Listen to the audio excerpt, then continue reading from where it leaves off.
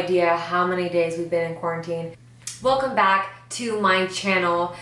Today I really wanted to discuss goals versus priorities. These are two very different things. So stay tuned. I'm going to address the difference between these two and how you can create goals that you're going to be able to achieve. So first and foremost, I wanted to address priorities. These are 100% not negotiable. These are the tasks that we get done or that we want to get done. It's pretty basic. There's no ifs, ands, or buts. Goals, on the other hand, are much more flexible. These are things that we would like to get done. And unlike priorities, these are usually things that we have never done before. So they are very much flexible. If you consider adding in a yearly goal of running a marathon, you might not realize how much running goes into that. So say you are 2 weeks in and you're like, wow, I actually had no idea how much running I was going to be doing for this marathon. Nah, I'm good. Then it's not going to be your goal. Therefore, it is very flexible. This is where I really wanted to get into how to create goals that you will be able to achieve. No matter what day of the week it is, I can give you a tool that will help you create goals that are much more likely for you to reach. First and foremost, we are going to write down our priorities. Again, these are things that are must, non-negotiable. So if that is being home at 5 to have dinner on the table, or if that is going to bed every single night at 9 p.m. or spending every weekend with your kids, whatever your priorities are, make sure that you write them down.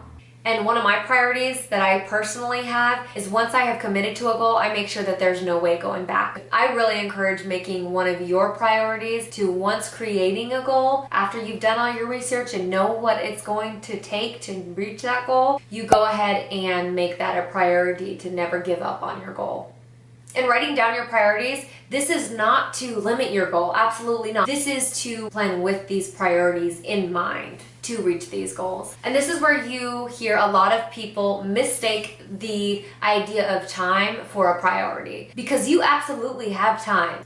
It is just not your priority. If you have a fitness goal of, say, competing in a bodybuilding competition, and you are commuting to a full-time job, and you also want to guarantee that you're getting 9 hours of sleep every night, it's gonna be really, really hard. But you've got the time. You can get up at 2 a.m. You might lose a little sleep, you might not have the best attitude at times, but you do have the time. Do not mistake time for a priority. Make sure that you're very real with yourself about what your priorities are and taking into consideration what your goals are going to take, making sure that you're doing all the research. How many hours is it going to take to reach this fitness goal? How many days will it take to have you reach that fitness goal? Doing all the research prior to committing to a goal is very much key. You gotta do it. This is where I come in with a tool. It is called SMART Goals. I'm sure that a lot of you have actually heard of SMART Goals before. I'm gonna go ahead and go a little in depth about what this is for the people that do not know what SMART Goals are. And I will go ahead and provide this exercise below. It is an acronym, so SMART. So a specific goal would be, I want to run 2 miles a day each week, instead of I want to ramp up my mileage. Another example would be, instead of I want to get leaner, I want to lose 30 pounds. I want to gain 5 pounds of skeletal muscle. That is a specific goal. M is for measurable. How are you going to measure this goal? A is for attain. So this is where you write down all of those things that it's going to take to reach that goal. So I have this goal of losing 10 pounds in 5 weeks. I understand that that means that I need to lose 2 pounds per week. I'm going to make sure that my nutrition is dialed in. I'm going to buy a scale. I am going to work out 6 days a week. I am going to do cardio for this amount of time. And this is where that research is really important. R is for relevant. Understanding what it's going to take to reach this goal. Is it still relevant? Is it still relevant to your mission? Whoops, accidentally got cut off there.